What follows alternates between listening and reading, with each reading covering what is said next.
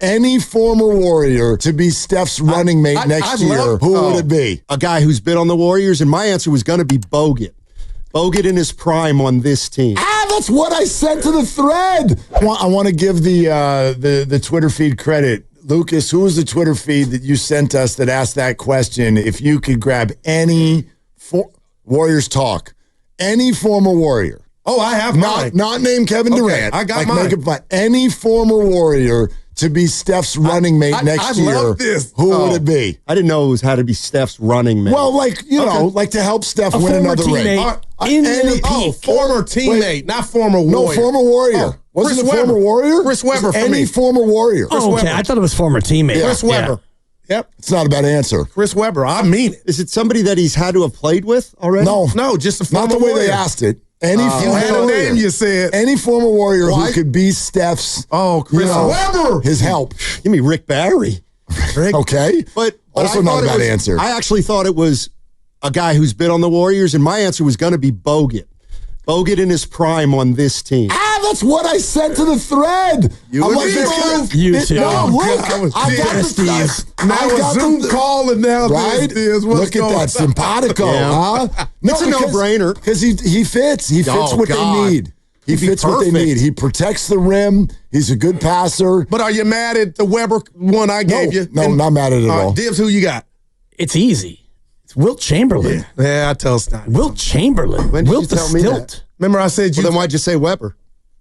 Oh, my God. Yeah. I said you're going to say Wilt. When you said you had a name, I go, I bet it's Wilt. I was thinking about it in terms of former Steph teammates, and I just checked the thread in the tweet. For me, it's Iguodala. Like somebody who can defend and do all of the little X-factory things. And you know me, there's no bigger Iguodala fan of the station than me. Iguodala and Jimmy Butler, for me, have too much overlap. Dude, They have too much overlap. They're not exactly the same, but too much. I feel like they've already got enough of Iguodala and Jimmy Butler. Can somebody tall play for the Warriors next year? Are we allowed to do that? Hi, this is Quentin Post. We had Wiseman. We had Wiseman, Will. You're listening to Willard and Dibs. This is James Wiseman. No, not him. But someone who's tall. Like when you're watching these, is the entrance to Chase Center? Is the wall at 6'8"? That's so funny. You can't get in. Like, where do the visiting players enter Chase Center? Man, is there a way? That's all. Yeah, I don't know. No doubt. I mean, I'm hopeful that your T-Wolves can actually win. Not because I want you to be happy. Yeah. I don't know Finchy either, but I don't want to get into a long period of no basketball. No, I'm with you. I'm enjoying these games. Tyrese Haliburton, I don't know if you guys remember this, but he was named in an unnamed anonymous poll among NBA players as the most overrated player in the association.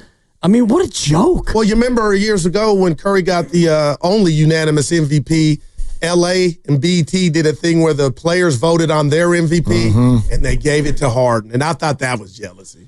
Well, remember when the so-called brains of the franchise, Draymond Green and Steph Curry, wanted Avery Bradley. Oh, man. And Myers told him to go pound sand. Players, you don't really know what you're talking about. We'll take Gary Payton second, thank you. Mm-hmm. And we had a miscommunication. Players don't know. Yeah. They're too invested in their friends. But you try to include them, Stoney. Who? Yeah, they were wrong. Your stewards, like Dre and Steph and Dre. Tell me who you want, because then we'll go in another direction. So Haliburton, 32-15, 32, 12, 15, the best part, no turnovers. No turns. Stoney, this is how he thinks. Warriors had a chance at him, but he goes, 100 other teams missed. I said, I don't care. We missed. Is that valid now? I can say we missed on Haliburton. Well, I don't think so. LaMelo Ball. Fine. Yeah, LaMelo Ball. Both. Yeah, right. If you go back to Tyrese Haliburton's college career, I would dare any of you listening to go back in time and think, you know what? That guy is going to be, he might be the NBA Finals MVP. Kings had him. Right. And the Kings, they traded him. And they messed up. They wanted Sabonis. And Mark actually had a funny one yesterday where he's like, if it comes down to Pacers against the Thunder, it's the Paul George we traded you finals.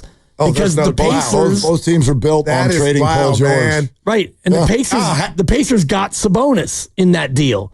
And then they traded Sabonis and got Haliburton. So Paul George eventually became Haliburton. I'll tell you why it's not fair, Goo, which is, what would you have said that night if the Warriors had drafted Haliburton at number 2? I'd have been mad. Exactly. Yeah.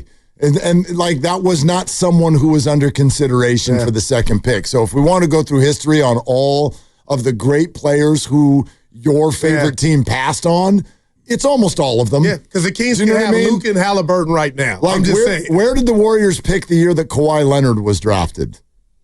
Boy, I got to imagine. Did we have one of the earlier picks? I got to think we did, right? So that would have been what? I don't even know. It was 2011. Damn. What was our pick that year? I'm looking at it right now. That was Mark Jackson. 2011, the Warriors selected Klay Thompson out of Washington State. But we could have had Kawhi. Right? Hey, nothing there. Milwaukee, with the 10th pick, selected Jimmer Fredette. And they traded him to Sacramento. Oh, my God. You do you, Sacramento. No doubt about it. That's Sacramento. You're so great. I mean, I don't even know if adorable, really brings it home. It's pretty adorable. Yeah, man. They are the gift that keeps on giving if you want to, complain about your team. That's for sure. They had some with Mike Brown. One of Lo Neal's favorite names to say actually went in that draft as well. Number 7. Actually, Sacramento took this player and traded him to Charlotte. Can't I think of this guy? Bismack Biyombo. That was always one of Lowe's go-tos. He had the worst. Avery Bradley versus GP2 was decided based on the salary. Get your facts straight, Steiny. No, you're wrong. You're wrong. It had nothing to do with salary. Had to do with your 2 big players really didn't know personnel. Yeah. One of the Warriors' possible offseason targets also went in that 2011 draft.